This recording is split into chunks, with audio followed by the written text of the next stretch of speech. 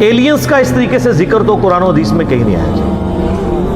قرآن و سنت میں 3 طرح کی مخلوقات کا ذکر ہے، سورۃ الحجر میں، سورہ الرحمن کے اندر، اور کئی صورتوں میں جنوں اور انسانوں کا ذکر ہے۔ بلکہ سورہ رحمان میں تو 31 ٹائمز اللہ تعالیٰ نے ان دونوں گروہوں کو ایڈریس کیا ہے، فَبِأَيِّ آلَاءِ رَبِّكُمَا تُكَذِّبَانِ، اے 2 بھاری گروہ ہو تم اپنے رب کی کس کس نعمت کو جھٹلاؤ گے اور کس کس قدرت کی نشانی کو جھٹلاؤ گے؟ کیونکہ دوزخ کی آیات میں آپ نعمت کا ترجمہ تو نہیں کریں گے نا، آلہ ویسے بھی کہتے ہیں قدرت کی نشانی، اس میں بھی آتا ہے نا خلق الانسان من صلصال کالفخار، ہم نے انسانوں کو پیدا کیا کھنکھناتی ہوئی خشک مٹی سے، وخلق الجان من مارج من نار، اور جنوں کو پیدا کیا ہے آگ کی لپٹ سے، اور آگ میں بھی فلیم کے جو اوپر والا ان سین فلیم ہوتا ہے۔ آپ اگر آگ روشن کریں نا، ایک موم بتی بھی جلائیں، ایک فلیم آپ کو یلو کلر کا نظر آ رہا ہے، ایک اس کے اوپر بھی ہلکا سا آپ کو یوں ہلتا ہوا ٹرانسپیرنٹ آر پار جس کے نظر آتا ہے، اس فلیم سے جن پیدا ہوئے ہیں، اس لیے جنات آپ کو نظر بھی نہیں آتے۔ اور سورۃ الحجر میں آیا کہ جنوں کو ہم نے انسانوں سے بھی پہلے پیدا کیا تھا، اور مسلم شریف میں حدیث ہے کہ اللہ تعالیٰ نے انسانوں کو مٹی سے، جنات کو آگ سے، اور فرشتوں کو نور سے پیدا کیا تھا۔ یہ 3 ذی شعور مخلوقات کا ذکر آتا ہے جن میں عقل ہے، جو اپنی مرضی سے کام کرتی ہیں۔ ان میں فرشتوں کی ایکسیپشن ہے کہ مرضی سے صرف وہی کام کرتی ہیں جو اللہ ان کو دیتا ہے، دوسرا نہیں۔ لیکن جن اور انسانوں کے پاس اختیار ہے، چاہے تو برائی کا راستہ اختیار کریں، خواہ وہ اچھائی کا راستہ اختیار کریں، وہ اللہ نے ان کو اختیار دیا، پکڑ آخرت میں ہوگی پھر۔ اس کے علاوہ کسی مخلوق کا ذکر نہیں، لیکن اشارتاً سورۃ المدثر کی ایک آیت میں ذکر ملتا ہے، جس کی وجہ سے یعنی محدثین کا، مفسرین کا یہ موقف ہے کہ اللہ تعالیٰ کی کچھ ان سین مخلوقات ایسی کائنات میں موجود ہیں جن کا اللہ تبارک و تعالیٰ نے اجمالاً ذکر کر دیا ہے، لیکن ان کی ڈیٹیلز ہمیں نہیں بتائی ہیں۔ یہ سورہ المدثر کی آیت نمبر ہے 31، اعوذ باللہ من الشیطان الرجیم، کافی لمبی ہے، جس میں وہ دوزخ پہ 19 فرشتے ہیں نا، اس کے کانٹیکسٹ میں اللہ تعالیٰ نے ذکر کرتے کرتے نا اس کو کنکلوڈ کیا، وَمَا يَعْلَمُ جُنُودَ رَبِّكَ إِلَّا هُوَ، اور تیرے رب کے لشکروں کو اس کے سوا کوئی نہیں جانتا، یعنی اللہ کی مخلوقات کو اللہ کے سوا کوئی نہیں جانتا۔ تو یہی ایک مخلوقات ہیں۔ آپ وہ حدیث نہیں آپ کو یاد بخاری مسلم کی کہ وہ جو عقبہ بن ابی معید تھا بدبخت، جس نے نبی علیہ السلام کے اوپر لا کے اوجڑی رکھی تھی، وہ جو بخاری حدیث میں، آپ مسلم میں بھی حدیث موجود ہے، اور قرآن پاک میں اشارتاً ذکر ہے سورہ علق کے اندر ابو جہل کے بارے میں۔ ابو جہل نے ڈیوٹی لگائی تھی نا اس کی کہ اللہ تعالیٰ فرماتا ہے اس کو پیشانی کے بالوں سے ہم گھسیٹیں گے آگ کی طرف، ابو جہل کو، کہ یہ ایک بندے کو صرف اس لیے اس کے ساتھ لڑائی کرتا ہے، اس کو تکلیف دیتا ہے کہ وہ اپنے رب کے حضور نماز کے لیے کھڑا ہوتا ہے۔ بخاری مسلم میں اس کانٹیکسٹ میں ایک حدیث موجود ہے کہ ابو جہل جو ہے وہ نبی علیہ السلام نماز کی حالت میں تھے کہ وہ آگے بڑھا اس لیے کہ آپ علیہ السلام کے اوپر کو بھاری پتھر پھینک دے تاکہ آپ کو شہید کیا جائے، پھر ڈر کے پیچھے ہٹ گیا۔ تو بعد میں لوگوں نے پوچھا کیا ہوا، تو اس نے کہا کہ میرے اور نبی علیہ السلام کے درمیان ایک بہت بڑی کھائی حائل میں نے دیکھی، اور ایک میں نے پروں والی بڑی عجیب و غریب شکل کی مخلوق دیکھی، اور مجھے لگتا تھا میں ایک قدم آگے بڑھا تو یہ میرے تکہ بوٹی کر دے گی۔ یہ حدیث بخاری میں بھی ہے، مسلم۔ اب وہ مخلوق کیا تھی؟ اللہ کی مخلوقات ہے۔ دوزخ کے اندر اللہ تعالیٰ نے جو انسانوں کے اوپر مخلوقات مسلط کرنی ہے، وہ سمجھانے کے لیے نا کہ وہ اللہ تعالیٰ فرماتا ہے کہ وہ اونٹ زرد اونٹوں کی مانند جو ہے وہ شعلے ہوں گے، پھر اژدہا کا ذکر موجود ہے، سانپوں کا ذکر موجود ہے بخاری مسلم کے اندر۔ وہ اللہ کو پتہ ہے کون کون سی مخلوقات، وہ یہ والے سانپ تو نہیں ہے، یہ سانپ تو آگ میں مر جائیں، کون سے سانپ ہیں؟ تو اللہ تعالیٰ کی مخلوقات بے شمار ہیں۔ کوئی بندہ اس روئے عرض پہ آپ چھوڑ دیں ذی شعور کو، اس روئے عرض پہ مخلوقات سائنس نے آپ کو بتایا کتنی ہیں، 2 ملین سپیشیز ہیں، 20 لاکھ مخلوقات صرف روئے عرض پہ ہیں، اور یہ وہ ہیں جو ڈسکور ہوئی ہیں، یہ کاؤنٹنگ تو چل رہی ہے۔ تو یہ آیت آپ کو سمجھ آئے گی تیرے رب کے لشکروں کو اس کے سوا کوئی نہیں جانتا۔ باقی جو فلموں میں اور کہانیوں میں اور افسانوں میں ایلین مخلوق کا ذکر کرتے ہیں جی یہ درائی یہ کر گئی وہ کر گئی، تو یہ تو ہالی ووڈ کی فلموں میں ہے.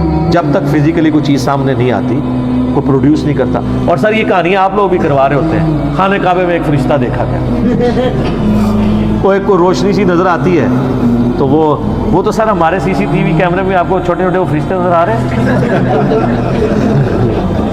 رات کے وقت اس ملک میں جو پولوشن ہے وہ اڑتی ہوئی جب آپ کو نظر آتی ہے، چونکہ یہ ایچ ڈی کیمرے لگے ہوئے ہیں نا تو نائٹ ویژن کیمرے ہیں، تو آپ کو ذرات اتنے اڑتے ہوئے نظر آئیں گے. تو وہ مجھے جب بھائی پوچھتے ہیں کہ میں نے کہا فرشتے جو نا، یعنی انڈیا پاکستان بنگلہ دیش فرشتے نے، سائنس کی زبان فرشتے کوئی نہیں نے، یہ تو کہانی کرائے گی. فرشتے تو اپنی جگہ ایک مخلوقات ہیں، لیکن فرشتے جو ہیں وہ ایسی مخلوق ہیں کہ اللہ تبارک و تعالیٰ نے اس فزیکل ورلڈ سے ان کو ایک الگ مخلوق کے طور پہ رکھا ہوا ہے. اس فزیکل ورلڈ کی مخلوق نہیں ہے، اس لیے آپ کبھی دیکھ نہیں سکتے فرشتوں کو جب تک کہ وہ اس فزیکل ورلڈ کے جو قوانین ہیں ان کے مطابق انسانی شکل میں نہ آ جائے. جیسا کہ حدیث جبریل ہے، مسلم میں تو ڈیٹیل ہے، بخاری میں بھی ہے. جیسے جبریل علیہ السلام انسانی شکل میں آئے، سفید کپڑوں میں، کالے ان کے یعنی بال تھے اور ایسے تھے کہ ان کے کپڑے کے لگتا تھا کہ کوئی سفر کے آثار بھی نہیں ہے، اور بندہ بھی کوئی آؤٹ اسٹیشن تھا. وہ جبریل علیہ السلام تھے، نبی علیہ السلام سے 1 to 1 سوال کر کے چلے گئے، گھٹنے سے گھٹنے ملا کے. تو اس طرح ہو سکتا ہے کہ فرشتہ انسانی شکل میں آ جائے. باقی یہ جو لوگ دعوے کرتے ہیں نا جی فلاں کو خضر مل گئے، فلاں کو فلاں بزرگ مل گئے، فلاں کو فلاں یہ ہو گیا، تو ساری کہانیاں ہیں سر. یہ تو کہانیاں اتنی ہیں، اور مجھے دکھ ہوتا ہے اس وقت جب ہمارے مذہبی طبقے کی طرف سے یہ چیزیں کہانیاں آتی ہیں. میں آپ کو پتا سبز پگڑی والی جماعت کے ساتھ بھی رہا، میں رائے وینڈ والی جماعت کے ساتھ بھی رہا، اور جماعتوں کے ساتھ بھی، جدھر بھی میں گیا ہوں نا اس طرح کی کہانیاں مجھے ملی ہیں. میں حرم مکہ میں بیٹھا ہوا تھا تو ایک تبلیغی جماعت کے بھائی تقریباً آدھا گھنٹہ میں نے دیکھا وہ یوں دعا کرتے رہے، اور آدھا گھنٹہ دعا کرنا بڑا کنوکشن والا ایمان والا بندہ ہی کر سکتا ہے. ابھی جمعے میں کافی ٹائم تھا، سلام پھیرا، تعارف ہوا، انڈیا کے تھے، تو کرتے کرتے تو وہ کہنے لگے یہ ابھی جو ہمارا بنگلہ دیش والا اجتماع تھا نا اس میں صحابہ کرام سمیت نبی علیہ السلام تشریف لائے تھے، لوگوں نے دیکھا ہے. یہ عام ہے، اس کو کہتے ہیں کارگزاری. کیوں سب آپ تو خود جماعت میں ہے نا، یہ جماعت کے وہ رکن ہیں جو باغی نہیں ہے، بابی نہیں ہے، بس مانتے ہیں کہ یار یہ کہانی ہے، کرتے ہیں یہ لوگ. اور سر آپ کو بتاؤں، آپ سبز پگڑی والی جماعت میں نہیں رہے، وہاں پہ وہ دعوت اسلامی کی بہاروں کے نام سے چلتا ہے، یہاں کارگزاری کے نام سے چلتا ہے. اور اللہ معافی دے یہ کارگزاریاں آپ کرسچنز کی جو جماعتیں نکل رہی ہیں ان سے بھی سنیں گے. کل کو یہ نہ ہو آپ کرسچن ہو جائیں جا کے. اور یہ کارگزاریاں آپ کو ہندوؤں میں بھی نظر آئیں گی. کتنے وہ لاکٹ کے اشتہار چل رہے ہوتے ہیں نا کہ جناب فلاں جگہ ایئر کریش ہوا، ایک بندہ بچا، اس نے وہ بھگوان والا لاکٹ پہنا ہوا تھا. تسی جناب وہ نالائنسی والے بیج بیچ دے ہو، وہ اپنے لاکٹ بیچ دے. تو یہ بائی چانس بھی تو ہو سکتا ہے نا. یا تو یہ ہے کہ بھئی آپ ایک جہاز روانہ کریں جس پہ ساری سواریوں کو لاکٹ بنائیں، اس کو گرائیں اور کہ سارے بچ گئے، پھر منا گے نا. ہاں کہانی تو پھر انج ہوتی، گورا تو پھر انج انالیسس کرتا ہے نا، بائی چانس نال تو نہیں ہوتا. یہ ساری کی ساری چیزیں کہانیاں، جھوٹ، اور یہ وہاں بھی ملتا ہے. میں آلموسٹ دعوت اسلامی کے اجتماع میں 6-7 کنٹینیوس اجتماعوں میں گیا ہوں. آلموسٹ ہر اجتماع کے بعد آتے تھے ایک اسلامی بھائی کا بیان ہے، نبی علیہ السلام خواب میں فرمایا جتنے لوگ اجتماع میں ہیں تمام کی مغفرت ہوگی. خوابوں کے اوپر سارے کام چل رہے ہیں. اور یہ رائے وینڈ میں آئے گا تو وہ کہیں گے جھوٹ ہے، رائے وینڈ والے کہیں گے یہ جھوٹ ہے، اور ہم کیا کہیں گے کہ دونوں ہی ایک دوسرے کو نیچا دکھانے کے لیے. وہ جی پنجے جو خون نکل آیا تو وہ سب نکال سکتے ہیں. آج کل تو اتنے لوہین ہیں جو مرضی نکالتے رہے، آپ فزیکلی سامنے لائے نا. اچھا جی وہ بزرگ کی لاش فلاں جگہ سے سلامت کی راتوں رات شفٹ کر دی، راتوں رات کیوں شفٹ کی ہے؟ میں نے تو اس کا بڑا صاف اور مراد دیا کہ لاش نکالنے کی ضرورت نہیں. جو اب بزرگ مر رہے ہیں بڑے بڑے، ان کو ایک ہفتے کے لیے رکھ دیں چوک میں دھوپ کے اندر، تو دیکھ لیتے ہیں کیا ہوتا ہے، پتہ چل جائے گا. تو عیدی والوں کے پاس کیوں رکھاتے ہیں؟ جتنے اولیاء اللہ کی لاشیں ہیں اگر وہ ڈلے ہو جنازہ تو وہ جا کے ادھر فریزر میں کیوں رکھواتے ہیں یار؟ انہوں نے تو قبر کے اندر نہیں گلنا، تو باہر رکھیں ان کو. وہ کسی کسی کا پروٹوکول ہے جس کو اللہ دے، یہ جنرل رول نہیں ہے. انبیاء کے لیے تو ڈیفینیٹ ہے، انبیاء کے بعد جس کے لیے اللہ چاہے.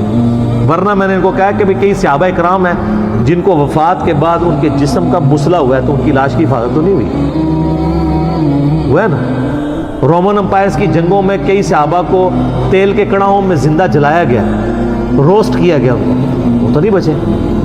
سر دنیا بقدر ایفرٹ ہے۔ اس سے بھی بڑھ کے ابو عبیدہ ابن جراح طاعون کے مرض میں مبتلا ہو کے شہید ہوئے۔ سر طاعون کے مرض میں انسان کی کیا حالت ہوتی ہے؟ جسم کے اوپر پھوڑے نکلتے ہیں اور پھر تعفن پھیلتا ہے اور اس کی تکلیف وجہ سے انسان مر جاتا ہے، اتنے بڑے بڑے پھوڑے نکلتے ہیں۔ اور یہاں وہ جنید جمشید صاحب جب شہید ہوئے ایئر کریش میں تو کہتے ہیں دیکھو جی کیسی موت مرا ہے۔ تو میں آپ سے پوچھتا ہوں ان کو تو چھوڑ دیں، ابو عبیدہ ابن جراح طاعون کے مرض میں فوت ہوئے، اور وہ شخص جس نے یرموک کے اندر رومن امپائر کو گھٹنے ٹیکنے پہ مجبور کیا، بیت المقدس جس کے ہاتھوں میں فتح ہوا، اور حضرت عمر ان کو آخری وقت تک خط لکھتے تھے کہ تم واپس مدینے آؤ، میں اپنے بعد تمہیں خلیفہ بنانا چاہتا ہوں، لیکن وہ 18 ہجری میں شہید ہو گئے، اور جس کے بارے میں بخاری مسلم میں حدیث ہے ہر امت کا کوئی نہ کوئی امین ہے، اور میری امت کا امین ابو عبیدہ ابن جراح ہے، جس کے بارے میں مسلم شریف میں حدیث ہے، ام عائشہ کہتی ہیں کہ میرا خیال ہے کہ نبی علیہ السلام اگر اپنا خلیفہ کسی کو بناتے تو ابو بکر کو بناتے، اور ابو بکر کے بعد کسی کو بناتے تو عمر کو بناتے، اور عمر کے بعد کسی کو بناتے تو ابو عبیدہ کو بناتے۔ یہ مسلم شریف میں ہے۔ اور اس ابو عبیدہ کی موت کس طرح ہو رہی ہے؟ آپ لوگ ہوتے تو کہتے کہ جی وہ جناب نفل پڑھ رہے تھے، سجدے میں گئے اور وہیں پہ وصال فرما گئے۔ آج کسی بندے کی اس طرح کی موت ہو جائے، دوسرے فرقے والے کہتے ہیں دیکھو کتے کی موت مرا ہے، یہی کہتے ہیں نا۔ سر کوئی ڈیسیژن نہیں کر سکتا کہ اس کا دنیا سے ایگزٹ کیا ہے۔ کوئی شیر کے پنجرے میں مرے گا، کوئی ایئر کریش میں مرے گا، کوئی سمندر میں ڈوب کے مرے گا، کوئی میدان جنگ میں مرے گا۔ آخرت فیصلہ کرے گی کہ اس کے ایگزٹ کا انجام کیا ہوا ہے، ورنہ تو طاعون کے مرض میں کتنی تکلیف سے انسان مرتا ہے، آپ سوچ سکتے ہیں کتنے لوگ شہید ہوئے اس طریقے سے۔ تو ہم شہید بول رہے ہوتے ہیں، لیکن اگر آپ وہ جو مرض تھا اب تو دنیا سے آلموسٹ ختم ہو چکا ہے، تو لیکن وہ جس طرح موت ہوتی تھی، جو پھوڑے نکلتے تھے اور جو تکلیف آتی تھی وہ کوئی سوچ بھی نہیں سکتا۔ تو یہ لوگوں نے اپنے اپنے کرائٹیریا بنائے ہیں۔ ٹھیک ہوگا جی، ٹھیک ہوگا جی۔ اللہ تعالیٰ سے دعا ہے جو حق بات میں نے کہی اللہ تعالیٰ ہمارے دلوں میں راسخ فرمائے۔ اگر جذبات میں میرے منہ سے کوئی غلط بات نکل گئی، اللہ تعالیٰ ہمارے دلوں سے ہی محو کر دے، ہمیں کتاب و سنت کی تعلیمات پر عمل کر کے دوسرے بھائیوں تک پہنچانے کی توفیق عطا فرمائے۔ سبحانک اللہم و بحمدک، اشہد ان لا الہ الا انت، استغفرک و اتوب الیک، وما علینا الا البلاغ المبین۔ جزاکم اللہ خیرا و احسن الجزاء۔